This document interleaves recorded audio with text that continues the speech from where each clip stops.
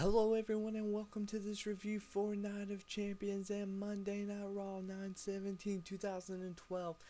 And to start things off, if you were watching the YouTube pre-show for Night of Champions, you saw Zack Ryder win the Battle Royale, which was kind of a shocker. In all honesty, whenever it narrowed it down to it, I figured he would be one of the last ones eliminated and they would probably give it to Santino for just a cheap rematch. But they actually gave it to Zack Ryder, and Zack Ryder later on in the night actually made you believe that he was going to win back the United States title. And I was really hoping that. I'm being a broski. I like Zack Ryder. A lot of people got behind his push earlier this year and then started dissing him after they quit pushing him. It's not his fault that he quit getting pushed, but he's starting to get back up there now, actually being on Raw, and so that's very good. But to start off the pay-per-view part of Night of Champions, we had the Fatal 4-Way, which was Miz, Cody Rhodes, Sin Cara, and Rey Mysterio. And just at the start of the match, you could tell that Miz was going to retain his titles, but there was some great spots nonetheless. And I like the whole mask thing at the end with Sin Cara. It was pretty different. It was a lot different than I've pictured, with Miz just crawling in and winning after somebody hit their finisher on like Sin Cara. And after that, we had the WWE Tag Team Champion match, which that was pretty good. You obviously knew that Daniel Bryan and Kane were gonna win, but they had some good spots. I'm really enjoying Kane and Daniel Bryan together as a team, and a lot of people said that Daniel Bryan and Kane being a team was ruining wrestling. I think that's the most entertaining thing to watch on Raw right now.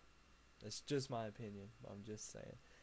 And after that, we had the Antonio Cesaro match versus Zack Ryder, and I was really hoping that Ryder would win, but he didn't.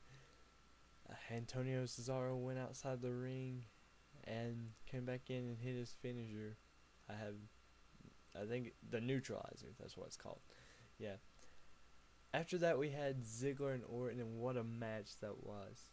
That was such a good match. But I figured since Ziggler lost that he would actually cash in later on in the night, because it makes no sense to make him keep losing these pay-per-view matches. That's just making him look weak. Even though everybody's behind Ziggler, it's still... And besides, Orton is leaving soon to go work on the Marine 3, I think. Something like that. So, I don't know why they gave Orton the win when they could have easily gave it to Ziggler. Or him losing and coming out later in the night and catching in on Sheamus or Del Rio.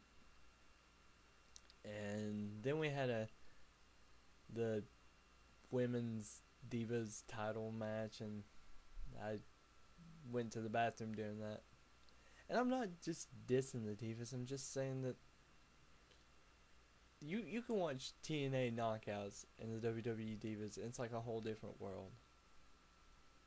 And I think WWE even questions why they have a Divas title at times. But that was just to hype up a little break in between before Sheamus and Del Rio. And as soon as they said the bro kick was legal, I knew that Sheamus was going to retain, but I figured honestly after he hit Otunga first thing in the match that Otunga, Ricardo, and Del Rio would beat up on Sheamus because they were selling his arm injury pretty good. And Ziggler was going to come out and cash in and win the title. But that didn't happen. So apparently I suck at guessing. And then after that we had the CM Punk and John Cena match. And they could put on some great matches. Cena on pay-per-view is always exciting, no matter who it is. And he makes sure that the people get their money worth. And I really like the ending, because I was wondering why they ended it with a German suplex off the top rope, though. I was like, why would you end the world title match like that? But then after they done as soon as I saw the ref in the shot with Cena celebrating, I knew that they was going to give Punk the title or say it was a rematch or something, and Punk would walk out champion, which he did. And that leads us to Raw for 9/17, and it was kind of bland. Like, the best part about Raw was the Kane and Daniel Bryan tag team match, because I honestly thought they were gonna lose again, like first thing, but that was a good surprise. So I'm glad they're still champions. I want them to stay champions for a while, and I like the primetime players coming out and assaulting Kofi and R-Truth, because I want a good tag team foundation. There's not been a single good tag team foundation probably since 2006 or 2007. And in 2006 they had every brand fighting for SmackDown's titles for some reason.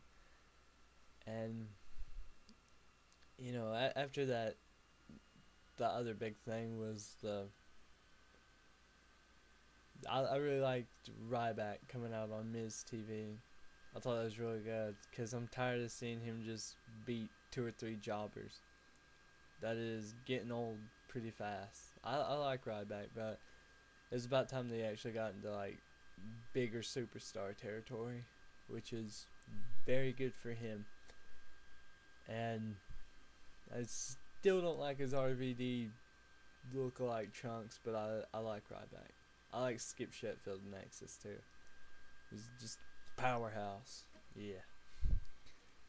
And then we had the tag team main event with Sheamus and Cena versus Del Rio and Punk, and Del Rio and Sheamus had another match, which is probably seriously the 500th match I've seen of them on WWE TV in the past 4 or 5 months, and it's gotten old, because there's no fuel behind the fire.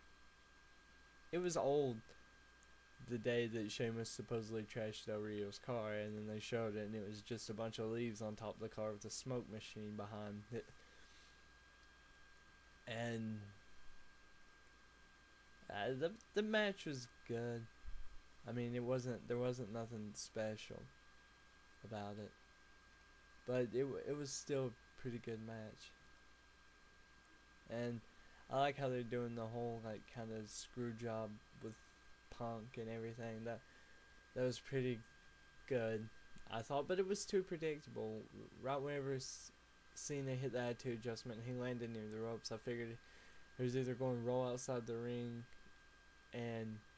or just, you know, put his foot up on the rope and the ref not see it, which is what happened. And it was good though. Like, there was just kind of an average Raw, you know. There wasn't nothing really going on. I mean, I like the Paul Heyman promo at the beginning too. I'm not gonna lie, that was pretty good. I always like Heyman. I'm a Heyman kind of guy too. And I wish that they would do more with him and Punk. Like, it's just it's cool that Heyman is with Punk, but it's not cool that they're barely doing anything with it. I mean, the walkouts and the injustice and all that stuff that they're saying, that's cool, but it's like the walkout storyline from last year, which at first it didn't seem like a bad idea, but then you go to that Raw and they just come back, and it's 2011 was probably the year that they could have had storylines that lasted till this year, but they managed to mess them up within 2 or 3 weeks. And I just wish that they would get better creative direction, I guess, on people. And I think that's all that I had to say about Raw and Night of Champions. And Night of Champions, it was a really good pay-per-view. It was one of the pay-per-views I've enjoyed the most, probably since Extreme Rules. And Extreme Rules was solely for Brock Lesnar. I mean, that was a must-watch. But the rest, they've been pretty much the same card or close to it. And Night of Champions, I think, should be the end of a lot of it. I know that Punk and Cena are going to have a match at Hell in a Cell. I hope it's the last man standing match. That's honestly what I'm hoping for. So there can't be no excuses. Which I hope they do. But it'll probably just be a Hell in a Cell. And something else will happen. But I hope they keep the belt on Punk. Because if he's going to be the one versing The Rock, then he should not lose it and give it to Cena for 2 or 3 months and win it back and go on to face him at the Royal Rumble. They should just build up that he's had the title for X amount of days. But with him and Cena feuding, he'll be in the main event. And it'll be good to actually see the WWE Championship in the main event picture instead of just, second rate. And it got kind of boring. Just a plain John Cena match was outshadowing the WWE Championship matches. And yeah. Well, that's all that I got to say about Raw Night of Champions. I hope you liked it. Please comment, thumbs up, thumbs down, do something, subscribe. I will be doing more reviews. I've been pretty busy this week. Went out with my girlfriend and stuff. And I got a few things I gotta show from that adventure too. But that's all the time, so thank you.